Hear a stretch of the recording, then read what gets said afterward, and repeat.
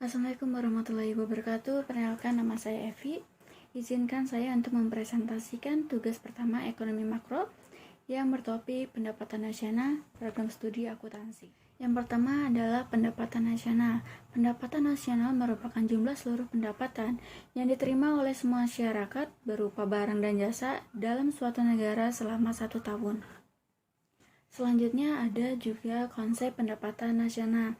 Yang pertama ada GDP atau PDB, Gross Domestic Product atau Produk Domestik Bruto, yaitu jumlah barang dan jasa yang dihasilkan oleh sektor produksi dalam batas wilayah suatu negara selama setahun, termasuk yang dihasilkan oleh perusahaan asing asalkan masih dalam wilayah suatu negara.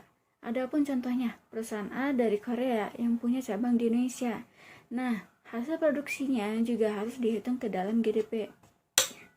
Adapun rumus untuk GDP yaitu GDP sama dengan pendapatan warga negara Indonesia di dalam negeri ditambah pendapatan warga negara asing di dalam negeri.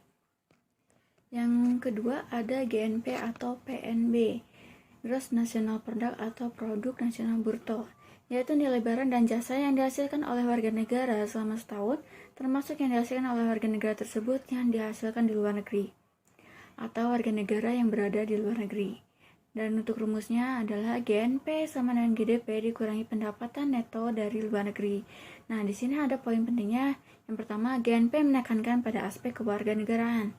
Dan yang kedua, pendapatan neto dari luar negeri sama dengan pendapatan dari warga negara yang bekerja di luar negeri dikurangi pendapatan dari warga negara asing yang bekerja di dalam negeri. Selanjutnya ada NNP atau PNN, Net National Product atau Produk Nasional Neto, yaitu total pendapatan penduduk setelah dikurangi penyusutan atau untuk mencari nilai bersih dari suatu produk.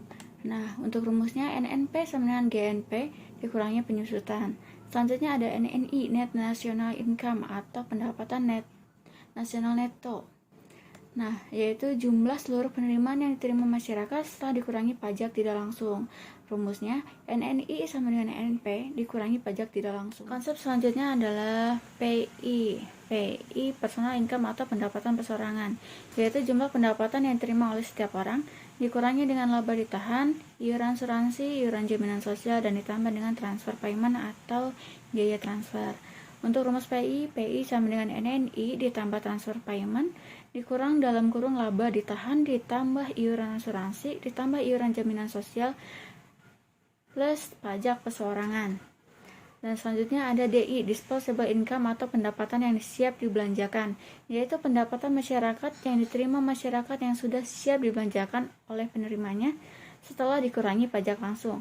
Rumus DI sama dengan PI dikurangi pajak langsung. Selanjutnya, pendekatan perhitungan pendapatan nasional. Ada 3 pendekatan umum digunakan untuk menghitung GDP, yaitu pendekatan pengeluaran, pendapatan, dan nilai tambah. Ketiga metode ini secara teoritis akan memiliki nilai yang sama, namun akan ada sedikit perbedaan karena statistik.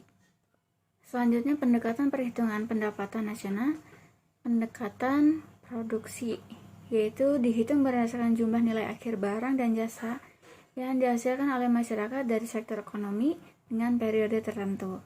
Nah, untuk rumusnya, Y sebagai pendapatan nasional sama dengan sigma sebagai total, P dikali Q dengan P sebagai harga dan Q sebagai kuantitas. Lalu jika kita ingin mengetahui GNP, kita bisa menggunakan rumus GNP sama dengan GDP ditambah pendapatan neto dari luar negeri, di mana pendapatan neto dari luar negeri merupakan pendapatan dari warga negara yang bekerja di luar negeri dikurangi pendapatan dari warga negara asing yang bekerja di dalam negeri. Nah, dalam pendekatan produksi, apabila pendapatan neto dari luar negeri bernilai negatif, maka GNP lebih besar daripada GNP. Dan apabila pendapatan neto dari luar negeri bernilai positif, maka GDP lebih kecil daripada GNP. Nah, contohnya, Indonesia GDP-nya lebih besar daripada GNP-nya, maka pendapatan neto dari luar negeri bernilai negatif. Atau dengan kata lain, pendapatan dari warga negara yang bekerja di luar negeri lebih besar daripada pendapatan dari warga negara asing yang bekerja di dalam negeri. Yang kedua, pendekatan pendapatan, yaitu menghitung seluruh pendapatan yang diterima oleh pemilik faktor produksi yang disumbangkan kepada rumah tangga dalam suatu negara di tahun tertentu.